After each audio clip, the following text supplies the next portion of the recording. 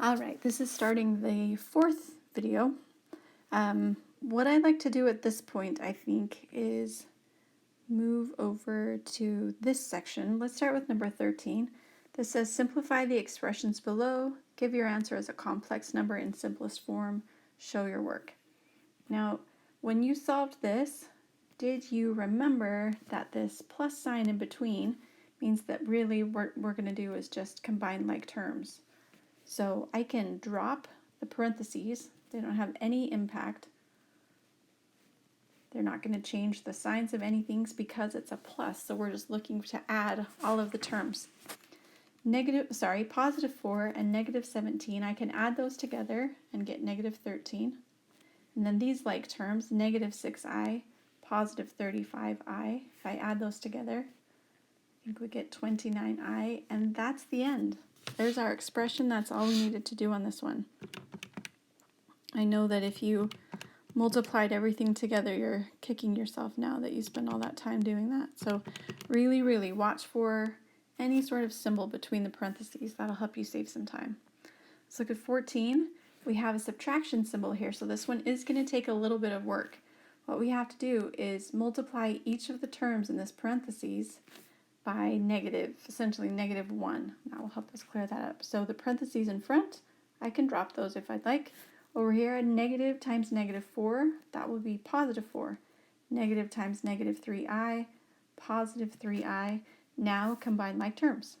Negative 7 plus 4 is negative 3. Negative I, which is really negative 1i, plus 3i is positive 2i. That's the end of number 14. Number 15, we have this negative sign between them, so we're going to distribute that to everything in the parentheses after the negative. So the front, or the first parentheses, no change there, those stay. But this becomes negative 5, which a lot of you remember, but sometimes students forget to send it to the second term as well. So that's going to change from positive to negative. If it had been negative already, then it would change to positive. This minus sign is saying add the opposite, do the opposite of whatever it was showing on there. Okay, positive 11, negative 5, together that's 6. Negative 2i, negative 1i, together that's negative 3i, and that's the end.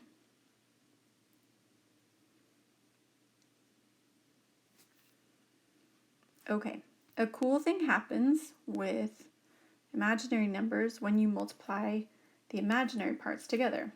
We'll talk more about that in just a second. Here we've got nothing between the parentheses, right? No plus or minus there, so we've got to multiply. We're going to take negative 6i times negative 10. We will get 60i. Negative 6i times 5i will give us negative 30i squared. This is not yet simplified because I squared can be simplified. I squared is negative 1. So if you'd like, in your calculator, you can put, I don't want parentheses.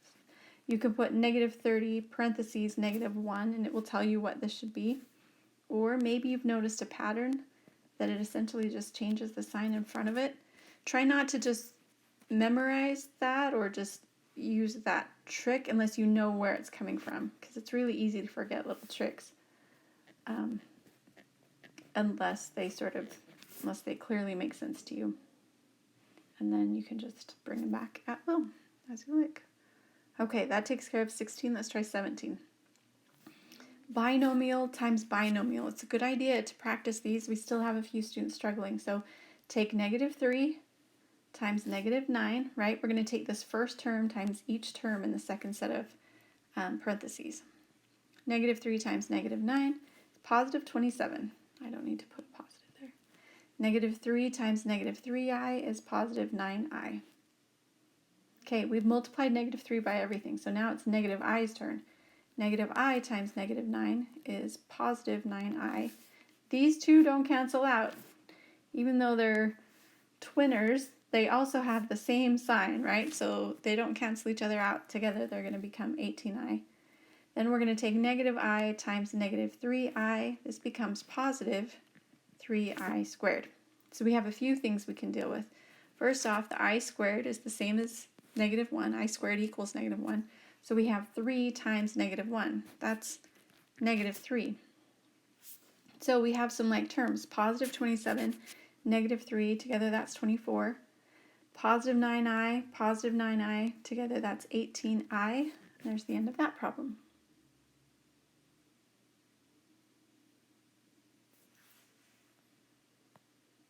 Okay, 18. 4 times 5 is 20. 4 times 7i is 28i. Done with the 4. Negative 3i times 5 is negative 15i. Negative 3i times 7i is negative 21i squared. Since I squared is negative 1, negative 21 times negative 1 is going to be positive 21.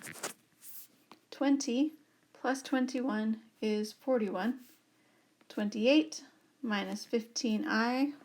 Let me do this just to make sure. 28 minus 15, 13i. You guys know that I make mistakes sometimes.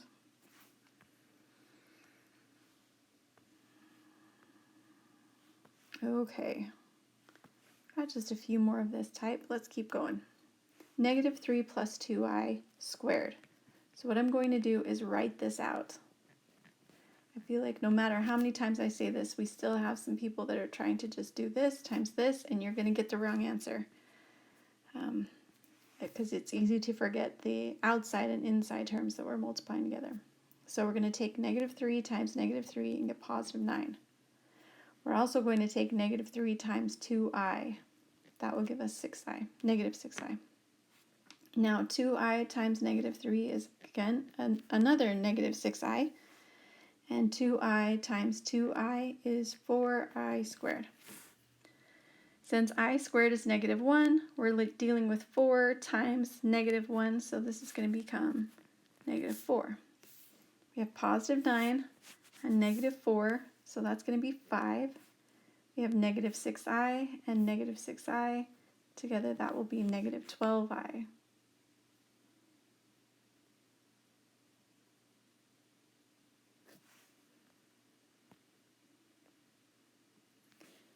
All right, 5 minus 3i times 5 minus 3i.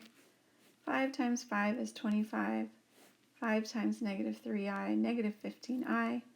Negative 3i times 5, negative 15i. Negative 3i times negative 3i, positive 9i squared. I squared is negative 1. 9 times negative 1 is negative 9. 25 minus 9, 16. Let me double check. Yes. Negative 15i, negative 15i, negative 30i. That's the end.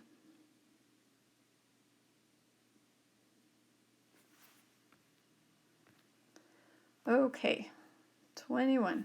This one, these are complex conjugates, so I can expect that when I'm done, when I find my answer, it should be just a number. The i's should disappear. Let's see if that happens. If I take 4 times 4, I'll get 16, and 4 times 7i will give me 28i. Negative 7i times 4 is negative 28i, Look at that. These two will disappear just like we expected. Negative 7i times positive 7i, that's negative 49i squared. Since I squared equals negative 1, negative 49 times negative 1, that's going to be positive 49. So we have 16 plus 49. That's the same as, 65, I believe. Let's double check. Yep. And positive 28i, negative 28i, that will go to 0. So in this case, we just had a monomial. Again, it's worth seeing why that happened. We had the same initial term in each binomial. The second term was the same except the sign. That's why it goes to one term.